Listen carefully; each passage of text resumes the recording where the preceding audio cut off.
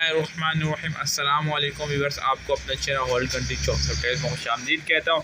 Viewers, सबसे पहले बताऊँ भाई, चैनल बहुत कम बंदे सब्सक्राइब करते हैं। क्यों यार, इतनी मेहनत बंदा करता है, चैनल को सब्सक्राइब तो करो। अच्छा, एक और बात मैं आपको बता दूँ व्यूअर्स कि SSU अपॉइंटमेंट लेटर के पहले जो मैंने आपको अपडेट दी थी उसमें थोड़ी सी चेंजेस, क्योंकि अभी मैंने कंसर्न बंदे यानी इस एक बंदा है जो SSU में होता है, तो उससे मैंने कंफर्म किया और वो ऑफिस में अंदर है। ठीक है, कंफर्म न्यूज़ है 100%। लेकिन उससे पहले चैनल को फिर बोलता हूँ सब्सक्राइब कर लो।